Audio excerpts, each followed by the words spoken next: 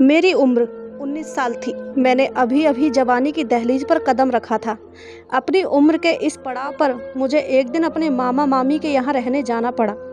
मेरी मामी मुझे देखकर बहुत खुश हुई, लेकिन जैसे ही शाम का वक्त होता, मेरी मामी मुझे ऊपर छत पर बने एक कमरे में छुपा देती और मुझे मामा के सामने आने नहीं देती। एक दिन जब मुझे प्यास लगी तो मैं पानी पीने रूम से बाहर आ गई। तभी मुझे मामी के कमरे से उनके रोने की आवाज़ आई। मैं हैरत से मामी के कमरे में गई तो मैंने वहाँ जो देखा, उसे देखकर मेरी जान निकल गई। मेरा नाम प्रिया है और मेरी कहानी कुछ इस प्रकार है। मैं अपने घर की सबसे बड़ी बेटी थी और मेरे छोटे भाई भी था। मैं अपने छोटे से परिवार के साथ गांव में रहती थी। मेरा गांव बहुत प्यारा था। मैंने अपना पूरा बचपन इन्हीं गलियों में खेलकर गुजारा था और मैं इसी गांव में जवान हुई। मैंने कभी सोचा भी नहीं था कि मुझे अपना प्यारा सा गांव छोड़कर कहीं दूर जाना पड़ेगा। जब मुझे अपना गांव छोड़कर अपने मामा के घर जाना पड़ा तो वह दिन मेरी ज़िंदगी का सबसे दुख देने वाला दिन था। लेकिन ज़िंदगी की कड़वी सच्चाई इंसान को कहाँ से कहाँ ले जाती है। ऐसा ही कुछ मेरे साथ भी हुआ। अपना बचपन मैंने अपने माँ बाप के प्यार भरे आंचल में गुजारा था। हम जॉइंट फैमिली में रहते थे। घर बहुत बड़ा तो नहीं था, लेकिन अपना था। हमारे दादा की फैमिली में 7 लोग थे और हम 7 लोग ही थे। मेरे चाचा थे जो अभी पढ़ाई कर रहे थे और वह पढ़ाई के सिलसिले में ज़्यादातर हॉस्टल में रहा करते थे। हम बच्चे जैसे जैसे बड़े होते जा रहे थे, घर हमारे लिए छोटा होते जा रहा था। हमारी दादी और बुआ एक ही कमरे में रहती थी। कम उम्र में ही दादी ने बुआ की शादी करवा दी थी। 2 साल बाद किसी वजह से बुआ तलाक लेकर हमारे घर की दहलीज पर वापस आ गई थी। मुझे आज तक समझ में नहीं आया कि बुआ तो बहुत अच्छी थी। उन्होंने आज तक कभी किसी से ऊंची आवाज़ में बात तक नहीं की थी। फिर उन्हें कोई कैसे छोड़ सकता है। फिर बात इतनी कैसे बढ़ गई कि बुआ को तलाक हो गया। लेकिन मुझे इतना पता था कि मेरी बुआ की शादी उनकी मर्जी के खिलाफ हुई थी। दादी ने ये शादी की थी। मेरी दादी जात पात में विश्वास रखने वालों में से थी।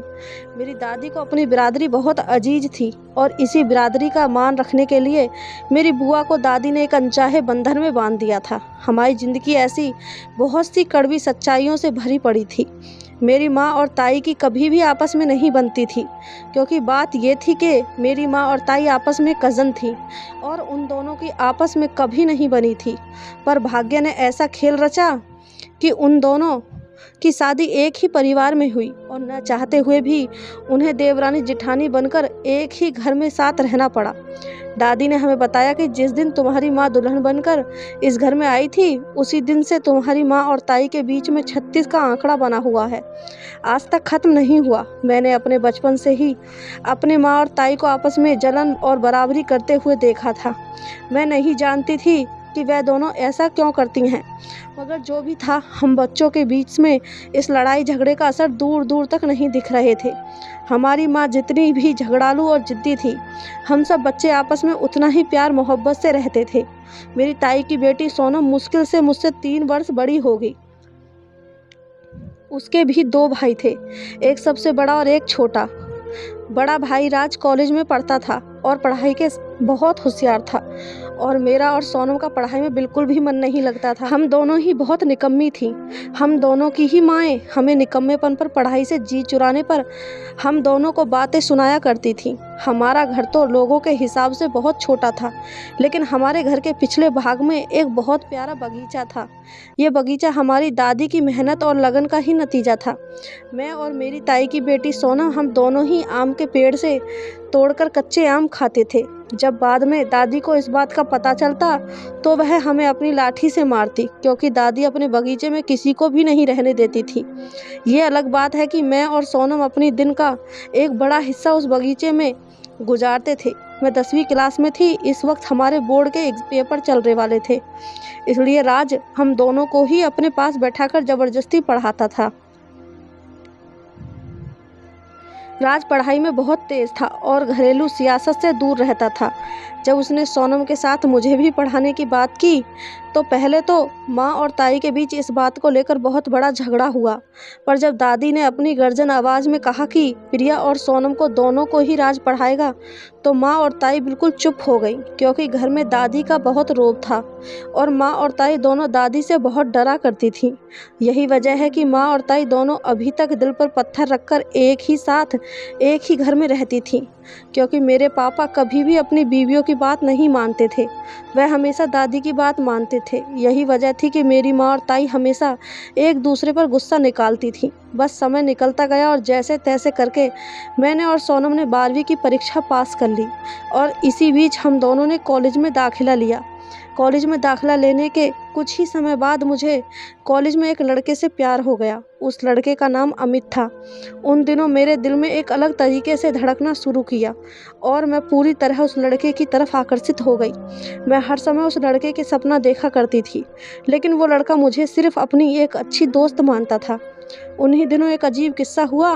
मेरे चाचा ने घर में किसी को बिना बताए शादी कर ली। इस बात का घर में सबको तब पता चला जब वह अपनी नई नवेली दुल्हन को लेकर घर आए। दादी ने चाचा को पहले बहुत बातें सुनाई। बाद में चाचा से पूछा, तू इसे कहाँ रखेगा, क्योंकि इस घर में तो जगह ही नहीं है। चाचा ने कहा कि यहीं रखूँगा। इस बात पर दादी ने उन्हें घूर कर देखा तो चाचा ने कहा कि अभी तो शहर में रखूँगा, लेकिन कुछ वक्त बाद में इसे यहीं लेकर आ जाऊँगा।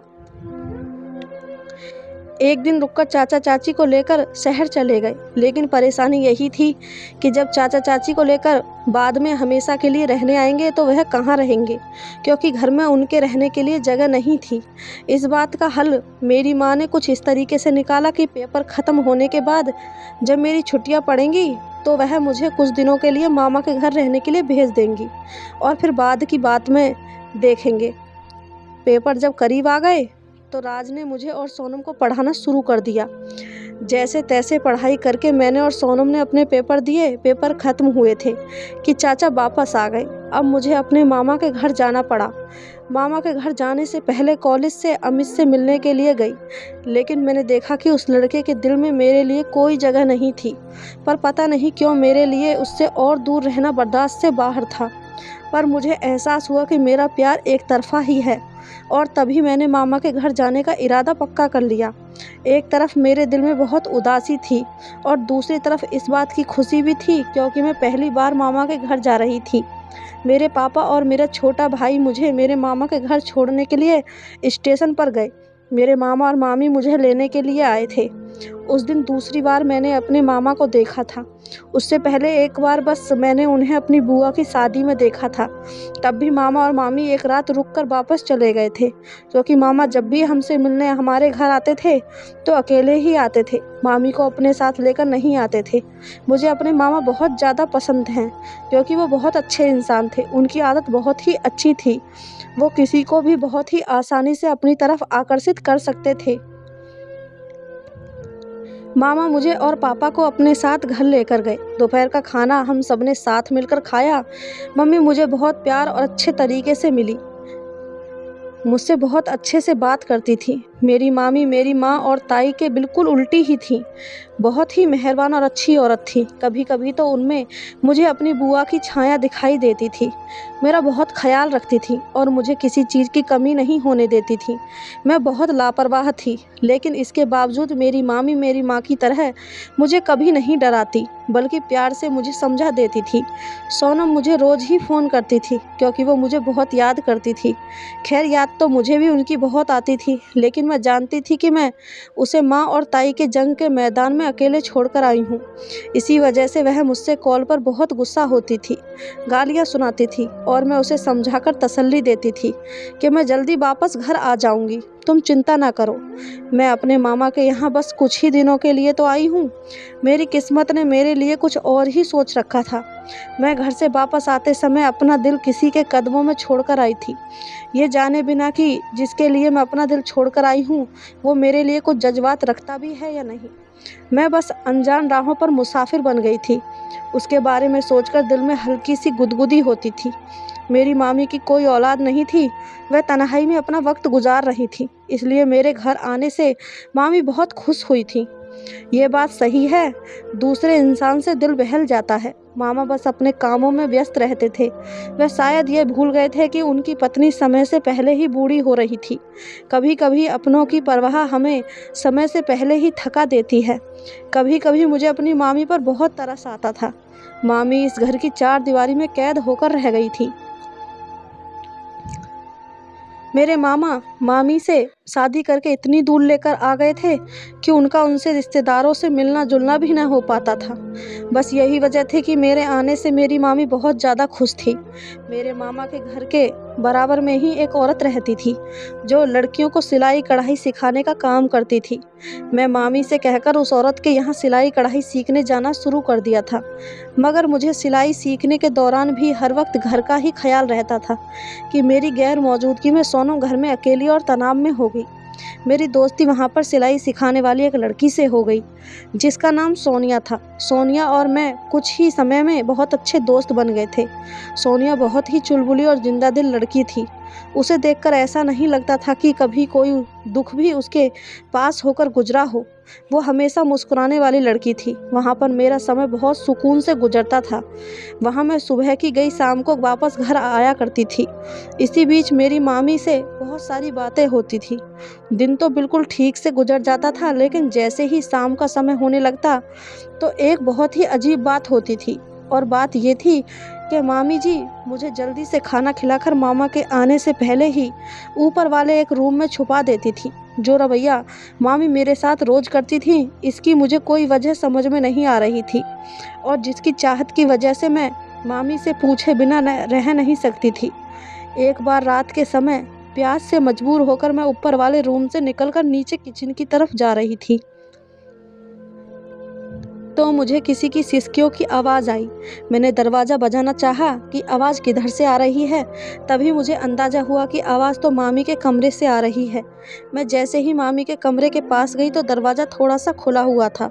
मैंने झांककर मामी के कमरे का अंदर का जो नज़ारा देखा, मेरे तो पैरों के नीचे से ज़मीन निकल गई। मैंने कभी भी नहीं सोचा था कि मामी की ज़िंदगी में इतनी तकलीफ़ है। मेरी मामी भी समाज की उन औरतों में से एक थीं जो अपने पति से मार खाकर अपने आंसू छुपाकर लोगों के डर से शांत रहती हैं। मैंने थोड़ा सा और अंदर खिसक कर देखा तो अब अंदर का नज़ारा साफ दिख रहा था। मामी बेचारी ज़मीन पर पड़ी सिसक रही थी और मामा बेदर्दी से मामी को पीट रहे थे। अंदर का ये नज़ारा देखकर मेरे मुंह से चीख निकलने ही वाली थी कि मैंने अपने हाथ अपने मुंह पर रख लिया और अपनी जीभ को रोका और तेज़ कदमों से भागती हुई ऊपर अपने कमरे में जाकर ज़मीन पर बैठ गई। मेरी सांसें अभी भी बहुत तेज़ चल रही थी। मेरा दिमाग अभी कुछ देर पहले के वाक़ये को कबूल नहीं कर पा रहा था। मेरे सामने सब बात साफ़ हो गई थी। मेरी आंखों से आंसू बहने लगे। मामा का ये रूप मेरे लिए बहुत ही ज़्यादा तकलीफ़ देता।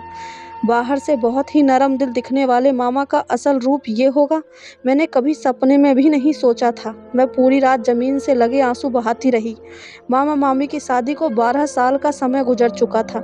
न जाने मामी कब से मामा की मारपीट बर्दाश्त कर रही थी। इस सब के बावजूद भी मामी ने आज तक किसी से कोई गिला शिकवा नहीं किया था और बहुत ही सब्र और शुक्र करने वाली औरत थी। मगर अब बात हद से ज़्यादा आगे बढ़ गई थी। अब तो मामी की जवानी भी ढल चुकी थी। मामा को अब तो मामी की बढ़ती उम्र का ख्याल रखना चाहिए था। मामा शायद उन मर्दों में से थे जो औरत को अपने पाँव की जूती समझते हैं। मैंने अपनी ज़िंदगी में पहली बार किसी मर्द को ऐसे रूप में देखा था। वैसे इस तरह के कई हिस्से तो सुन रखे थे, मगर हकीकत में ऐसे होते हुए मैंने पहली बार देखा था। मेरे ताऊ और मेरे पापा मेरी माँ ताई पर बेशक बहुत रोब और बराबर रखते थे, मगर कभी अपनी औरतों को बेइज्जत नहीं किया था और न ही उन्होंने कभी उन पर हाथ उठाया था। मगर उसी रात मैंने अपनी ज़िंदगी का सबसे बड़ा फ़ैसला कर लिया था। मगर इस फैसले को करने के लिए मुझे अपने दिल में मौजूद सभी जज्बातों को कुचलना पड़ा। उस रात में ही वहीं बैठे बैठे मेरा दिल शादी से बिल्कुल उठ गया था। मैंने इस समय फैसला कर लिया था कि मैं अपनी ज़िंदगी में कभी शादी नहीं करूँगी। मेरे दिल और दिमाग पर शादी का एक ऐसा रूप छप गया था। मैंने रात तो जैसे तैसे रोकर गुजार दी, मगर सुबह होते ही सबसे पहले मामी की तलाश में किचन में गई। जाकर देखा तो मामी नाश्ता बना रही थी। मामी सबसे पहले मामा के लिए नाश्ता बनाती थी। मामा के जाने के बाद मामी घर की साफ़ सफाई करने लगती थी। वह कामों में व्यस्त होकर अपनी ज़िंदगी की तकलीफ़ों को भूलने लगी थी। मैंने मामी के चेहरे पर देखा तो मुझे उनका दुख उनके चेहरे पर साफ साफ दिखाई दिया। उन्होंने नाश्ता बनाकर मुझे दिया कि मैं मामा के कमरे में दे आऊँ। फिर मेरे लिए भी नाश्ता बनाने लगी। मैंने नाश्ते की प्लेट उठाई और मामा के कमरे की तरफ जाने लगी। दरवाज़ा खुला हुआ था। दरवाजे के सामने जाकर एकदम से रुक गई और मेरी आंखों के सामने रात का मंजर आ गया। मेरे कदम भारी हो गए। मुझे लग रहा था जैसे मैं सदियों से ही यहाँ पर खड़ी हूँ। मेरा जी मचल रहा था और मैंने एक लंबी गहरी सांस लेकर अपने कदम अंदर की तरफ बढ़ा दिए। अंदर जाकर मैंने मामा के सामने वाली टेबल पर नाश्ता रख दिया। मामा हाथ में अखबार पढ़ रहे थे। मेरे आने पर उन्होंने आंख उठाकर एक पल के लिए मुझे देखा और फिर दोबारा अखबार पढ़ने में लग गए। मैंने नज़र उठाकर मामा को देखा तो उनके सीधे साधे चेहरे के पीछे उनके खतरनाक चेहरे को देखकर मेरे तो जिस्म में झुरझुरी दौड़ गई। मैंने सोचा न जाने क्या क्या देखना बाकी था। पूरा दिन मैंने मामा की जांच पड़ताल करने में निकाल दी। मैं उनसे कुछ पूछने और न पूछने के विचार में कुलसुम रही। इसी तरह रात हो गई। मामी के कहने से पहले ही मैंने रात का खाना खाया और ऊपर वाले कमरे में जाकर लेट गई। मैंने कुछ देर यही सोच विचार में गुजार दी। मोबाइल उठाकर सोनम को कॉल लगाई। उससे कुछ देर बात करने से मेरा दिल कुछ बहल गया। वह मुझे माँ और ताई के बीच में हुए ताज़ा झगड़े के बारे में बता रही थी। हम दोनों की माँ और ताई के बीच होने वाली लड़ाई को ज़्यादा दिलचस्पी से नहीं लेते थे, पर आज मैं उसके इस बातचीत पर दिल से मुस्कुरा भी नहीं पा रही थी। तभी वह मुझसे बार बार पूछ रही थी कि तुम ठीक तो हो ना, मगर मेरे पास उसे झूठी तसल्ली देने के अलावा कोई और दूसरा रास्ता भी नहीं था। अब आधी रात का समय गुजरा तो मैं हल्के हल्के कदमों से बाहर आई। आज फिर वही नज़ारा था। मामी के कमरे के बाहर से सिसकियों की आवाज़ आ रही थी। मैंने चुपके से अंदर कमरे में झांक कर देखा तो कल की तरह ही नज़ारा था। मैं तेज़ कदमों से भागकर अपने कमरे में वापस आ गई। मैंने सोने से पहले अपने आप से पक्का वादा कर लिया था कि चाहे कुछ भी हो जाए, मैं मामी से इस मुद्दे पर बातचीत करके ही रहूँगी। अगली सुबह जैसे ही मामा ऑफिस जाने के लिए निकले तो मैंने मामी से जाकर कहा, आप सब काम छोड़कर मेरे पास आकर बैठ जाइए, मुझे आपसे कुछ ज़रूरी बात करनी है। मामी ने मेरी बात सुनकर मेरे साथ आंगन में उठकर बैठ गई। मामी ने मुझसे पूछा कि क्या हुआ बेटा, क्या बात है, घर पर तो सब ठीक है ना? मैंने कहा जी मामी, घर पर तो सब ठीक हैं। मैंने मामी से कहा, मुझे आपके बारे में आपसे कोई बात करनी है। मामी हैरत में आ गई और बोली, मेरे बारे में? मामी ने हैरत भरी नज़रों से मुझे देखा। मैंने मामी से पूछा कि मामी, अब आप मुझे बताइए कि मामा की इस बर्ताव की असल वजह क्या है? ये कब से आपको इस तरह मारते आ रहे हैं? मेरे मुंह से ये बात सुनकर मामी का रंग फीका पड़ गया। मामी ने पूछा, बेटा तुम्हें इस सब के बारे में कैसे पता चला? तो मामी को मैंने उस रात के बारे में बताया और कहा कि मैंने मामा को आपको मारते हुए देख लिया था। मामा आपको किस तरह बेदर्दी से पीट रहे थे। अब मुझे समझ में आया कि आप रात को क्यों मामा के आने से पहले मुझे ऊपर वाले कमरे में भेज दिया करती थी। अब आप मुझे सब कुछ सच सच बताइए कि मामा के रवैये के पीछे असल वजह क्या है, आखिर वो आपको क्यों मारते हैं। मेरे ज़्यादा जोर देने पर मामी ने गहरी सांस ली और मुझे बताया कि बेटा, ये किस्सा आजकल का नहीं है, ये किस्सा तो बहुत पुराना है। ये बात मेरी शादी से 5 महीने बाद की है, जब एक बार मामी बताती गई और मैं हैरत के समुद्र में डूबकर मामी की दर्द भरी कहानी सुनती गई। वह दिन हकीकत के बयान होने का दिन था। उसी दिन मुझे बहुत कुछ ऐसा पता चला कि उसके बारे में परिवार में कोई भी नहीं जानता था। मामी सब कुछ बताने के बाद मुझसे बोली कि बेटा, मैंने 12 साल में आज पहली बार किसी इंसान के सामने अपना दिल खोल कर रखा है। बेटा, तुम्हारा बहुत एहसान होगा, ये जो बातें मैंने तुम्हें बताई हैं तुम यह किसी को भी मत बताना, ख़ास तौर पर अपने मामा को बिल्कुल भी मत बताना। मैं नहीं चाहती कि सालों से बचे हुए मेरे रिश्ते को अब जाकर कोई ठेस पहुँचे। मेरे पास ऐसा कोई नहीं है जो मेरा साथ खड़ा हो सके। मैंने बेबसी से मामी की तरफ देखा और मामी से पूछा कि मामी, इतने सालों से चुप रहकर ऐसा करके आपको आखिर क्या मिला? उल्टा आपने अपने ऊपर जुल्म किया है। अब बस बहुत हुआ। क्या आप अपनी पूरी ज़िंदगी ऐसे ही गुजारती रहेंगी? अब मैं आपको एक ऐसा कभी भी नहीं करने दूंगी। मेरी बात सुनकर मामी ने कहा कि तुम अभी बच्ची हो, अभी सब बातों को नहीं समझती हो, इसलिए इस तरह की बातें कर रही हो। हमारे समाज में तलाकशुदा औरतों की जगह बहुत मुश्किल से बनती है। मैंने कहा, ऐसी परंपरा बनाने वाली तो हम ही हैं ना। अगर हम सब मजबूरी को वजह बनाकर इन सब को ऐसे ही चलता रहने देंगे तो ये सब कभी ख़त्म नहीं होगा। किसी न किसी को तो इसे रोकना ही होगा। अगर आज हम अपनी तरफ उठने वाली एक उँगली को नहीं रोक सकते तो कल को पूरा हाथ हमारी तरफ ही उठेगा। हम लोगों को होश तब आता है जब पानी सर से ऊपर गुजर जाता है। ऐसा करना बहादुरी की बात नहीं है कि इस तरह का सलूक बिना किसी वजह के औरत पर किया जाए।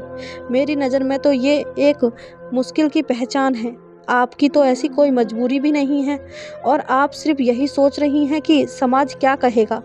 इस बात का रोपाई कर बैठ गई हैं। काश हम ये सोचने के बजाय लोग क्या कहेंगे सोच लिया करें कि भगवान क्या कहेगा, तो हमारी ज़िंदगी बहुत ज़्यादा आसान हो जाएगी। मेरा इतना समझाने का थोड़ा बहुत असर तो मामी पर हुआ। तभी तो उन्होंने कहा कि तुम्हें जो ठीक लगे वह करो। लेकिन एक बात याद रखना, जब हम समाज के बने हुए रिवाजों से टकराते हैं तो समाज हमें ही मौके पर गिरा देता है। बहुत कम लोग ऐसे होते हैं जो समाज से टक्कर लेकर जीत जाते हैं। मामी की बात सुनकर मैंने मामी से कहा कि मुझे भगवान पर पूरा भरोसा है, आप बस दुआ करें। मेरी बात सुनकर मामी मुस्कुराते हुए किचन में चली गई। अगले दिन मैं सोने से पहले बहाने बनाने में गुजार दिया। इस मसूबे को पूरा करने के लिए मुझे सोनम की मदद की ज़रूरत थी। इसके बारे में मैंने उसे कॉल करके सब कुछ तहसील से समझा दिया था और अच्छे से सबको समझा दिया था। मेरा अगला कदम बिना किसी मसले के मामी को यहाँ से लेकर जाना था। इसका मसूबा भी मैंने बना लिया था। अगली सुबह मैंने मामा के ऑफिस जाने से पहले उनसे मामी को अपने साथ अपने गांव ले जाने के लिए इजाज़त मांगी। पहले तो मामा ने साफ साफ मना कर दिया, मगर थोड़ा जोर देने पर उन्होंने मेरी बात मान ली। मेरे लिए काफ़ी था। मैंने भागकर जल्दी से मामी को ये बात बताई तो मामी बहुत खुश हो गई। अगले दिन हम दोनों अपने गांव के लिए निकल गए। मैं पूरे रास्ते सोनम से बातें करती रही। अब उसे कह दिया कि दादी और बुआ को सब कुछ इसके बारे में तहसील से बता दे। जब हम गांव पहुंचे तो दोपहर हो चुकी थी। हमें स्टेशन लेने के लिए राज आया था। घर आकर मैंने महसूस किया कि मैंने इस माहौल को कितना मिस किया है। खाने से फ्री होकर मैं अपनी दादी और बुआ के साथ तहसील से बातें करने लगी। मैंने सारी बातें दादी को बताई। दादी ने उसे कहा कि अब तुम फिक्र मत करो, मैं मौका देखकर तुम्हारी माँ से कुछ बात करूँगी। दादी की बात सुनकर मेरी टेंशन सारी ख़त्म हो गई। 2 दिन बाद दादी ने माँ और मामी को अपने कमरे में बुलाया और हर बात शुरू से माँ को बताई। जब माँ ने बात सुनी तो हक्का बक्का रह गई। माँ तो कभी सोच भी नहीं सकती थी कि उसका छोटा इकलौता भाई इस तरह की हरकत भी कर सकता है। मेरी माँ को शुरू से ही हक की बात करने का बहुत शौक था और अपने शौक के कारण आज उन्हें हक की बात करने का मौका मिला। सब जानते थे कि सिर्फ माँ और ताई ऐसी हैं जो मामा से इस बारे में बात करके मामी की मदद कर सकती थी। दादी और मामी की बात सुनकर माँ ने एक पल भी जाया किए बिना फ़ौरन मामा को कॉल की, फ़ौरन गांव पहुंचने का हुक्म दिया। मामा चाहे कितना सख्त क्यों ना हो, लेकिन माँ के सामने मामा की एक नहीं चलती थी। माँ का हुक्म मिलते ही मामा तुरंत टिकट कटवाकर हमारे गांव पहुँचे। जैसे ही मामा गांव पहुँचे तो माँ उन्हें सांस लेने तक का मौका नहीं दिया और उनकी क्लास लेनी शुरू कर दी। हॉल में सिर्फ माँ और मामा ही मौजूद थे और सब अपने अपने कमरों में मौजूद थे। मैं दादी के बगीचे में बैठे कच्चे आम खाती हुई मामी की बातों को याद कर रही थी। मामी ने उस दिन मेरे जोर देने पर ही अपनी ज़िंदगी की कड़वी सच्चाई पर से पर्दा हटाया था और मुझे बताया था कि मेरी शादी के शुरू के कुछ दिन ही गुजरे थे। जैसे ही नई नई शादी हुई, कुछ महीने गुजर जाने के बाद मैं पेट से ना हुई तो तुम्हारे मामा मुझे डॉक्टर के पास लेकर गए। डॉक्टर के ने टेस्ट करवाए। पता चला कि मेरे अंदर कोई कमी नहीं है, मैं बिल्कुल ठीक हूँ। तब डॉक्टर ने तुम्हारे मामा से कहा कि तुम अपना टेस्ट करवाएं। पहले तो वह नहीं माने, पर बहुत जोर देने पर मान गए और जब रिपोर्ट आई तो वो हमारे सोच से बिल्कुल उल्टी थी। तुम्हारे मामा कभी बाप नहीं बन सकते थे और यह बात उनकी मर्दानगी पर दाग बनकर लगी। मैंने तो इन सबको भगवान की मर्जी मानकर कबूल कर लिया था, पर वह ये सब कभी भूल नहीं सके। मैं हमेशा उन्हें समझाने की कोशिश करती रही, मगर वह समझते कि मैं उनका मजाक उड़ा रही हूँ और इसी गलतफहमी ने उनके अंदर एक चिड़चिड़ापन पैदा कर दिया और वह अपनी इस कमी को गुस्सा मुझ पर निकालने लगे और इसके लिए उन्होंने मुझे रोज़ मारना पीटना शुरू कर दिया। मैं अपना मुँह बंद रखने पर मजबूर थी। मैं अलग शहर में चुप रहने के लिए मजबूर थी। अब उनका जो मन चाहे वह करते थे। मामी की ज़िंदगी बहुत तकलीफ़दायक थी और इसलिए मैंने ये कदम उठाया था। मामी की ज़िंदगी में थोड़ी खुशियाँ आ सकें, शायद उनकी ज़िंदगी का रुख पलट जाए। हाल में माँ और मामा की मिली-जुली आवाज़ें आ रही थीं। मैं उठकर सोनम के पास जाकर बैठ गई। माँ और मामा की लड़ाई का नतीजा ये निकला कि मामा मामी को तलाक देकर पास रखी टेबल पर ठोकर मारकर वहाँ से चले गए। इस बात को कुछ दिन गुजर गए थे। मामी पड़ोस में किराए का घर लेकर उसमें रह रही थी, मुझे भी साथ ही लेकर रह रही थी। उन दिनों राज ने घर के ऊपर एक और पोर्शन बनाने का सोचा, क्योंकि घर छोटा पड़ रहा था। मेरा कमरा तो पहले ही चाचा और चाची के इस्तेमाल में था, इसलिए राज ने ऊपर अलग पोर्शन बनाने का इरादा किया था। इस काम के लिए राज ने दादी को मना भी लिया था। दादी भी घर में कोई बदलाव नहीं चाहती थी, क्योंकि उन्हें घर से बहुत प्यार था। कुछ समय बाद में सोनम कॉलेज पास कर चुके थे, तो इतने ऊपर का पोर्शन भी तैयार हो चुका था। उन दिनों माँ और ताई की बहुत कोशिश के बाद एक बड़ी उम्र मगर अच्छे आदमी से मामी की शादी करवा दी गई। मामी अब अपनी ज़िंदगी में बहुत खुश थी। उन दिनों राज भी नौकरी करने लगा था और ताई राज की शादी के लिए एक अच्छी लड़की की तलाश करने लगी थी। मेरा तो शादी से भरोसा उठ गया था। सोनम ने मुझे बताया कि ताई ने राज के लिए एक अच्छी लड़की ढूंढ भी ली है। राज भैया की शादी उसी लड़की से हो जाएगी। राज का रिश्ता पक्का होने के कुछ ही दिनों बाद उसकी शादी बहुत ही धूमधाम से हुई। हम सब ने उसकी शादी में बहुत मज़े किए और धीरे धीरे माँ और ताई के बीच का लड़ाई झगड़ा भी खत्म हो गया। अब हम सब अपने पूरे परिवार के साथ मिलजुल कर बहुत खुशी से रहते हैं और मेरी मामी ने एक बहुत ही प्यारी बेटी को जन्म दिया है। आप सबकी इस कहानी के बारे में क्या राय है, हमें कमेंट करके ज़रूर बताएं। कहानी अच्छी लगी हो तो चैनल को सब्सक्राइब, वीडियो को एक लाइक ज़रूर करें। धन्यवाद दोस्तों।